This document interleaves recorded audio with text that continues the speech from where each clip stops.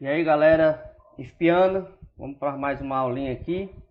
Desta vez vamos fazer uma aulinha rápida sobre as leis de Newton. Falar sobre os fundamentos das leis de Newton. Essa aula nós vamos dividir em dois tópicos. Primeiro nós vamos falar sobre as teorias da lei de Newton. E depois o professor Lucas vai falar sobre a questão da aplicação das leis de Newton, certo? Nesse primeiro momento nós vamos tratar apenas de alguns tipos de forças. E nos exercícios nós vamos estar tirando a parte de atrito. Bem, então vamos lá. Vou pegar aqui minha caneta. Nós vamos agora estudar a parte de dinâmica. Antes, nós estávamos estudando a parte de cinemática. Para entender como nós estamos até agora. Nós estamos estudando mecânica. A mecânica é dividida em dois tópicos. Ela é dividida em cinemática e é dividido em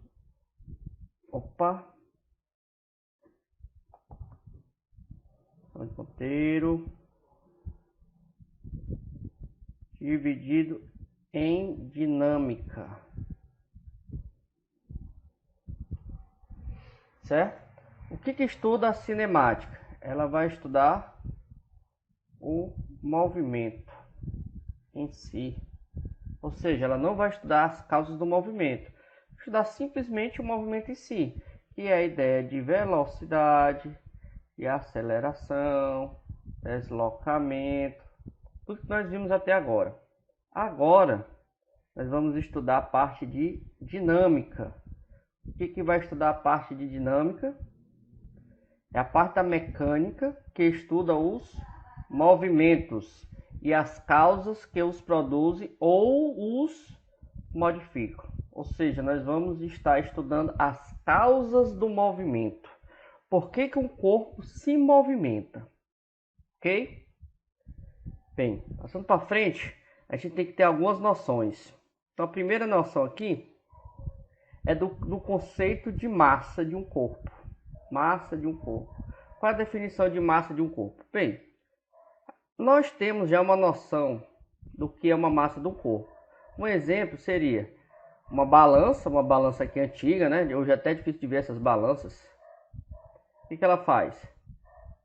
Ela pega e em cima dela você pode colocar dois objetos, qualquer aqui. E se a balança indicar o mesmo tanto, quer dizer que eles têm a mesma massa.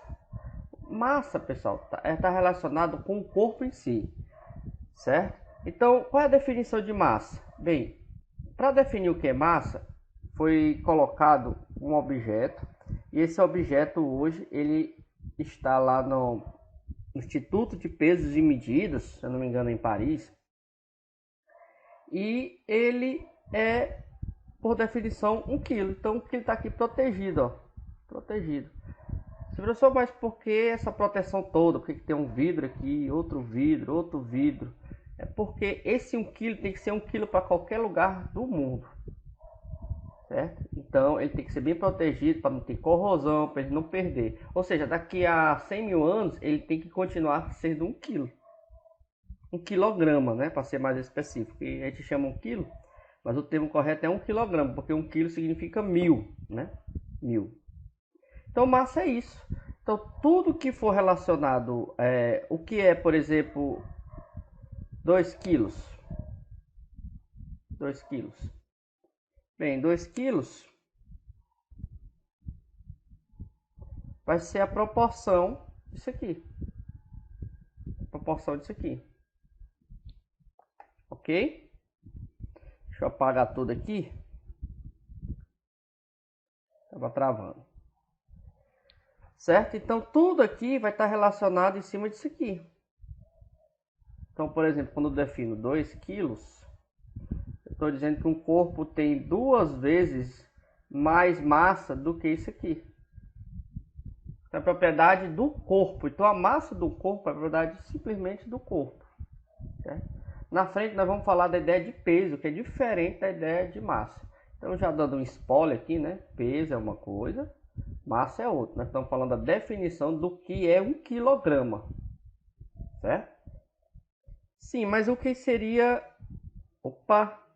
O que seria força? Bem, pessoal, a força é uma grandeza física, ou seja, grandeza física é uma grandeza que você pode ser medida, é um fenômeno da natureza. Ela é vetorial.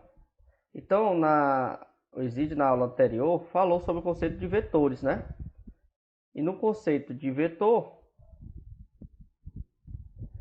a gente viu que é necessário ter um módulo, que é a mesma coisa de intensidade, ou seja, aquele número que representa. Tem que ter direção, ou seja, se é horizontal, vertical, inclinado. E tem que ter sentido. Então, a gente sabe que vetor, toda vez que tiver vetor, ele tem que ter módulo, direção e sentido. Tem que ter essas três coisas aqui para definir uma coisa. Então lembre, massa não é um vetor, massa é um escalar. Já força, ela é um conceito de vetor, ele é uma grandeza vetorial. Sim, mas de onde surgiu essas ideias de trabalhar a questão do movimento do corpo? Essa ideia, pessoal, ela é bem antiga, né? Bem antiga. Quem primeiro foi debater sobre os conceitos do corpo em movimento foi o famoso Aristóteles, né? Você já viu na filosofia que esse povo gostava de descobrir as coisas da natureza. Então é chamado inclusive de filósofo da natureza. Então uma das coisas que ele se perguntava é por que as coisas se movimentam? Por que as coisas vão se movimentar? Então ele, antes de Cristo, aqui ó, 384 a 322 antes de Cristo, achava que os corpos se movimentavam espontaneamente. Era um movimento, vou até escrever aqui, ó, o movimento era uma tendência natural. Como assim tendência natural? Coisa complexa, coisa de filósofo, né? Bem, tendência natural que ele quis dizer aqui é que se o corpo ele tende a ficar, se ele é de repouso, a natureza dele é repouso. Aí você fala assim, eita, mas então minha natureza é dormir, né? Não, repouso aqui é de não se movimentar, né? De movimento e repouso, né? De referencial e tal. Ele não tinha esses conceitos complexos que nós temos hoje, mais detalhados. Ele só dizia que o corpo ou ficava parado ou em movimento. O repouso aqui para ele é como se fosse parado. Então ele dava o exemplo de uma pedra. Pessoal, aqui não está bem desenhado, mas aqui é uma pedra, certo? Então se é uma pedra, por mais que você jogasse essa pedra, jogasse o lançamento oblíquo aqui, ele atingisse esse outro ponto aqui, esse ponto B, por mais que você jogasse essa pedra com uma certa velocidade, ele ia dar um pedacinho, mas depois ele ia parar. Por que o corpo ia parar? Porque a tendência desse movimento, a tendência da pedra era ficar em repouso. Então, por mais que você quisesse, a pedra ia permanecer em repouso. Porque a natureza da pedra é continuar em repouso. É como se fosse uma espécie de destino, né, da pedra. Aí, e o Sol? Naquela época achava-se, né, que o Sol se movimentava em relação à Terra, né? Não o contrário, como Copérnico falou. Ele achava que o Sol se movimentava porque é uma tendência natural do Sol. Ou seja, o Sol tem uma tendência de se movimentar e não de ficar parado. Então tem corpos que ficavam parados porque é uma tendência natural do corpo e tem corpos que ficavam em movimento porque é uma tendência natural do corpo. Certo? Então, por exemplo, um rio. A água do rio tinha uma tendência natural de percorrer o rio, né? Uma tendência natural dele. Por mais que você queira que ele fique em repouso, mas o que ele deseja é se movimentar, certo? E aí essa ideia se repercutiu durante até a Idade Média. Deixa eu apagar aqui tudo. Foi então que o famoso Galileu Galilei, italiano, ele tirou essas concepções através da experimentação. Então ele foi a primeira ideia aí de que as coisas não eram tão simples como Aristóteles achava. E demorou muito tempo. Foi em 1564, entre 1564 e 1642. A idade do Galileu. Então o que ele dizia? Bem, Galileu conseguiu dizer e provar, né, através de experimentos. Então ele inclusive é considerado aí como o pai da física, porque ele tinha um caráter muito metódico dos seus experimentos. Então ele foi o primeiro a deduzir a física através de experimentos físicos, através de experimentos, né? E aí ele dizia que não é tão simples assim. Então ele foi o primeiro a pensar o seguinte, ó, imagine aqui essa situação. Você pega um objeto, no caso aqui, pegava um objeto qualquer e jogava. E aí ele observava que ele andava uma certa distância. Vamos chamar aqui de distância D. Sim, mas se eu pegasse aqui algo mais liso, com menos atrito, a gente não falou de atrito ainda, né? Mas a gente já tem uma concepção do que é o atrito. Atrito está relacionado com os corpos, o contato dos corpos, né? Menos rugosos, né? No caso, uma superfície mais lisa. Então imagine aqui na situação aqui B, que ele tenha polido, né? A gente chama de polir aqui o objeto aí. Ele ficou mais liso, então ele vai percorrer uma distância D2. A distância D2 é maior que a distância D1. Certo. E aí ele imaginou o seguinte, sim, e se não tivesse esse atrito? Qual é a distância que o corpo ia se movimentar? Bem, ele imaginou que se o corpo não tivesse atrito, esse corpo ia se movimentar para sempre. Para sempre. Então ele quebrou uma barreira até então, né? Que a pessoa achava isso na época, inclusive, estranho. Não, como assim? Algo ia se movimentar para sempre? Que ideia absurda, né? Certo, mas o que faz um corpo parar então? Por que Aristóteles, quando jogava uma pedra, a pedra ia andar uma certa distância e depois ia parar?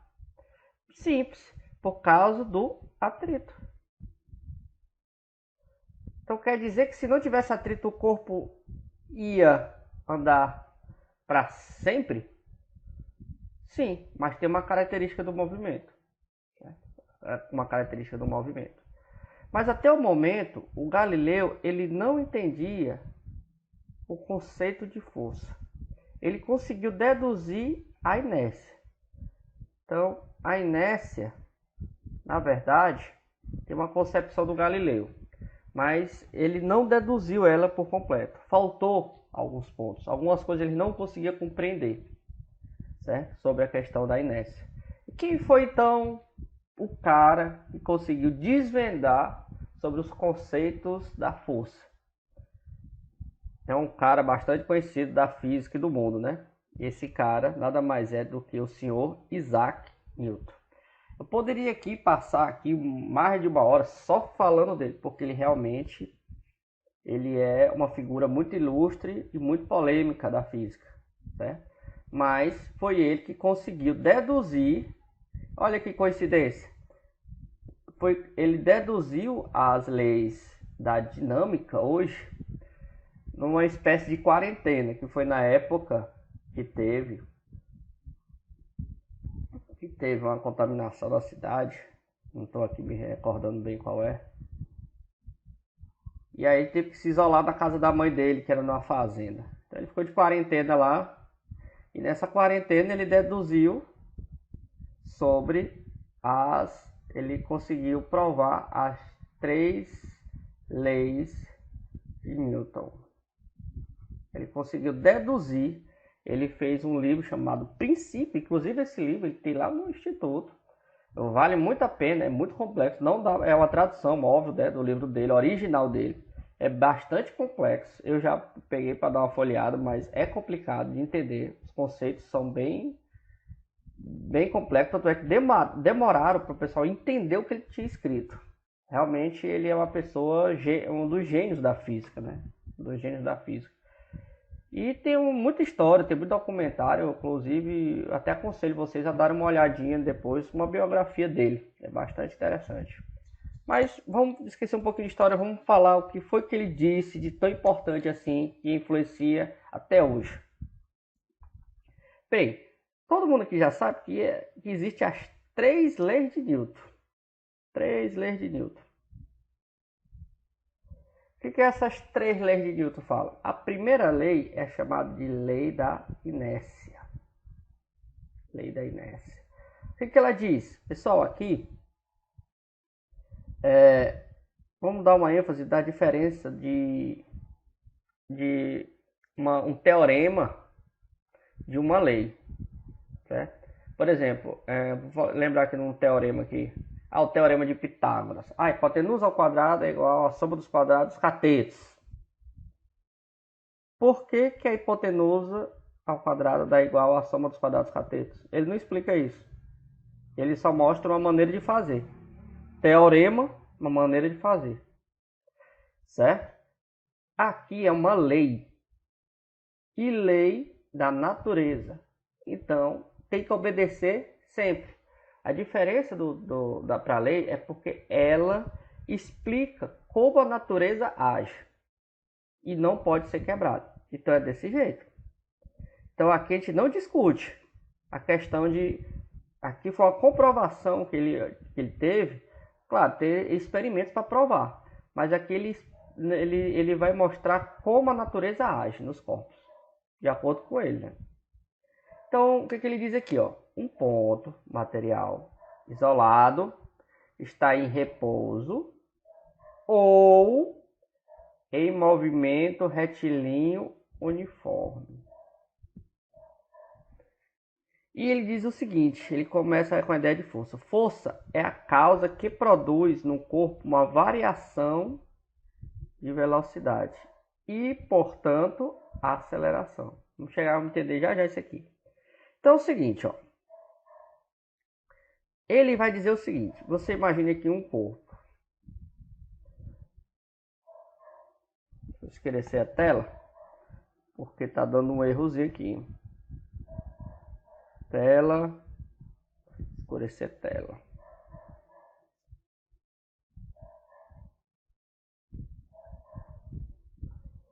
Bem, vamos entender a primeira lei de Newton, então, aqui. Então, o que ele diz, ó? Ele vai dizer aqui que quando estiver em equilíbrio... Quando é que um corpo está em equilíbrio? A gente vai dizer que a força resultante que atua no corpo vai ser zero. Então quer dizer que não existe força no corpo. Não, não é isso. Quer dizer que somatória de todas as forças no corpo vai ser zero. Então, por exemplo, aqui, ó, você tem um corpo A, e aí você aplica uma força F1. A gente viu que é uma força vetorial. Aqui uma força F2. Aqui uma força F3. Aqui uma força F4. Se essas forças são iguais, o que vai acontecer com ela aqui? Se essas forças são iguais, deixa eu mudar a cor da minha caneta aqui, tá amarelo. Essa cancela com essa cancela com essa, porque elas têm mesma direção e sentidos opostos. Então, nesse caso, a somatória, essa letra aqui significa somatória das forças, vai ser zero. A somatória das forças sendo zero, ele vai estar em estado de inércia. Estado de inércia. Então você vai ter que aplicar a primeira lei de Newton. O que a primeira lei de Newton diz? Que se o corpo estiver em repouso, ele tende a continuar em repouso. Mas se ele estiver em movimento, ele tende a continuar em movimento. Mas aí que tá, não é qualquer movimento, é o movimento retilíneo e uniforme. Certo? É o movimento retilíneo e uniforme. Ficou complicado? Então vamos pegar os exemplos. Vamos ver os exemplos. Então vamos ver. Na situação aqui de movimento, um ciclista estava andando com uma certa velocidade V E de repente, um cachorro atravessou a rua. Ele, para não atropelar o cachorro, freou de uma vez, ou virou o pneu da bicicleta, fazendo-se com que ele se movimentasse. Se ele freou a bicicleta, por que ele não ficou na bicicleta? Por que ele não resolveu parar também? Ora, se ele estava em movimento, qual a tendência do corpo? Continuar em movimento. Então, isso aqui, por que quando o ciclista freou, ele continuou em movimento? Por causa da primeira lei de Newton.